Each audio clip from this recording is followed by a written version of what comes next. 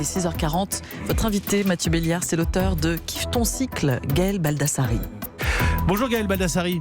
Bonjour Mathieu, merci de me recevoir. Merci d'être en direct avec nous sur Europe 1. Vous êtes formatrice, coach diplômée, certifiée en approche neurocognitive comportementale. On va détailler, mais d'abord un mot. Vous accueillez des femmes ou alors en ligne des jeunes filles aussi pour leur parler de leur corps, de leur cycle, de comment tout cela fonctionne, c'est ça ?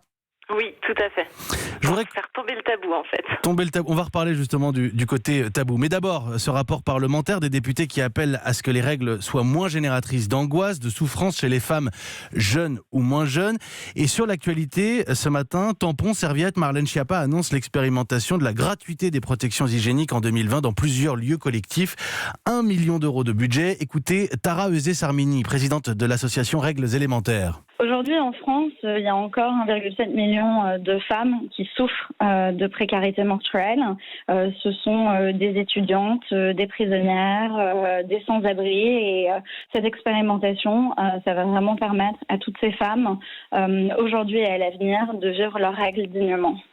D'un point de vue purement sanitaire, on a beaucoup parlé des chocs toxiques. Et par rapport à la précarité menstruelle, c'était une urgence ? Oui, c'est une urgence absolue et en plus c'est une source de discrimination énorme entre hommes et femmes dans la société.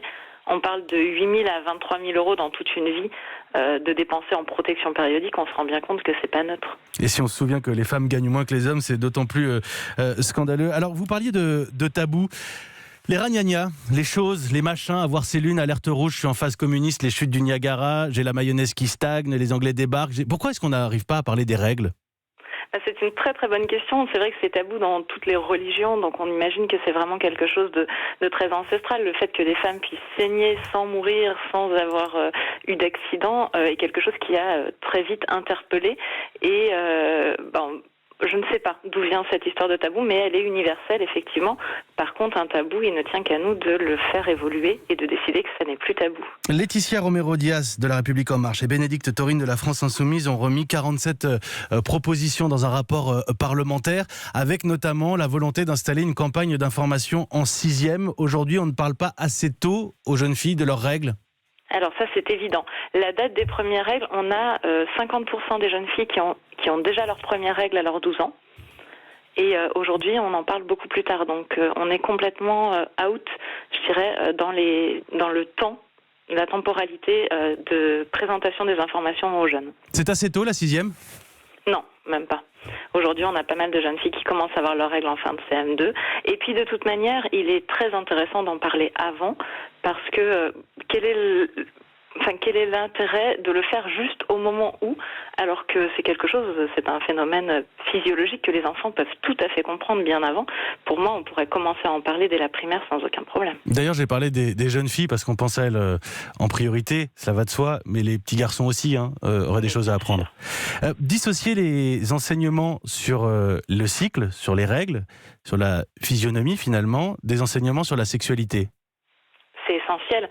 En fait, aujourd'hui, l'âge médian de sexualité des jeunes filles, notamment, c'est 17 ans.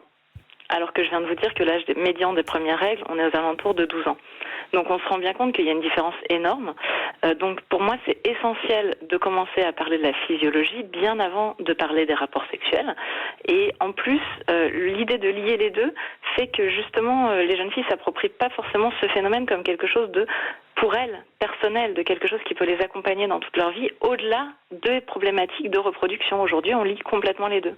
Oui, parce que on parle de physiologie humaine, tout simplement. C'est presque plus un cours de bio que le cours d'éducation sexuelle, c'est ce que vous dites. Mais complètement, ça n'est pas un cours d'éducation sexuelle, c'est un cours de biologie. Quand on nous parle de comment fonctionne l'appareil cardiaque, l'appareil respiratoire, que sais-je, on ne se pose pas ces questions-là. Là, on a quelque chose qui fonctionne dans notre corps. Je veux dire, quelle que soit notre sexualité, et même sans avoir de sexualité, c'est quelque chose qui vit en nous. Alors, dans ce rapport, on peut lire aussi qu'il faut contraindre les fabricants à mieux réglementer leurs produits. On a fait état ici des polémiques diverses sur la présence, notamment de glyphosate dans certains produits hygiéniques. Des informations sur l'endométriose. Vous, ce que vous dites, Gaël Baldassari, c'est que ce n'est pas normal d'avoir mal. Oui, Complètement. Ce n'est pas normal d'avoir mal et ce n'est pas normal qu'une femme se présente chez un médecin, quel qu'il soit, et qu'il soit reçu avec l'information de « Oh, vous savez, les règles, c'est un peu normal d'avoir mal ». Non, c'est pas normal. L'utérus est un muscle, il se contracte, il fait des micro-contractions pour pouvoir évacuer la muqueuse de l'endomètre au moment des règles. Et donc, on peut avoir des petites douleurs, vous voyez, de contraction.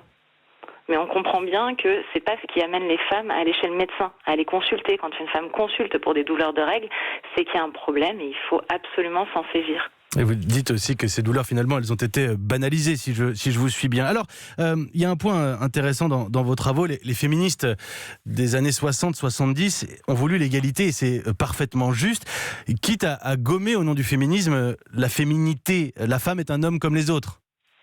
C'est ça le problème. Enfin, c'est le problème, oui et non. Je comprends qu'elle l'ait faite à cette époque-là. Et aujourd'hui, on doit revenir à autre chose. Bien sûr que psychologiquement, il n'y a aucune différence entre hommes et femmes. Et ça, je le revendique 100%. Par contre, physiologiquement, on vit un cycle menstruel qui est aujourd'hui complètement éludé. C'est comme si c'était... chacune doit se dépatouiller avec ça, alors que moi, j'ai fait une enquête auprès de plus de 2400 femmes et il y en a 87% d'entre elles qui me disent « Je vis des variations psychologiques pendant mon cycle ». Et donc finalement, je suis toute seule avec ça parce que personne n'en parle. Dans votre témoignage, je lis que lors de vos conférences, des femmes viennent vous voir, des adultes, en leur disant que c'est la première fois qu'on leur parle de leurs règles, c'est bien qu'il y a un problème. Et vous, votre théorie, pour terminer, Gaëlle Baldassari, c'est qu'on peut vivre mieux en connaissant son corps, son cycle, cela va de soi, mieux et même en tirer parti. Oui. On peut s'appuyer en fait sur le fonctionnement du cycle menstruel qui fonctionne exactement comme un gestionnaire de projet interne. Donc on peut s'appuyer dessus pour pouvoir réaliser nos objectifs. Et aujourd'hui, comme on ne le sait pas, on lutte contre, on perd de l'énergie, on perd en confiance en soi parce que quand on se sent nul un quart du mois, c'est un peu compliqué de se sentir bien le reste du temps quand on nous a pas expliqué ce qui se passait. Alors que quand on l'explique, les femmes me disent « Waouh, je regagne confiance en moi, de nouveau je commence à m'aimer, de nouveau je me dis que je peux réaliser des grandes choses ». On peut se servir de ces règles pour vivre mieux finalement, de son cycle en tout cas. Gaëlle Baldassari, c'est ce que je retiens et j'espère que le message passe bien auprès de nos auditeurs et auditrices évidemment. Je vais rappeler que vous formez des femmes, des adultes et des mineurs et que vous avez écrit Kiffe ton cycle, bien connaître son cycle pour vivre mieux aux éditions Larousse. Merci beaucoup d'avoir répondu en direct ce matin sur Europe 1. Merci Mathieu de vous intéresser au sujet.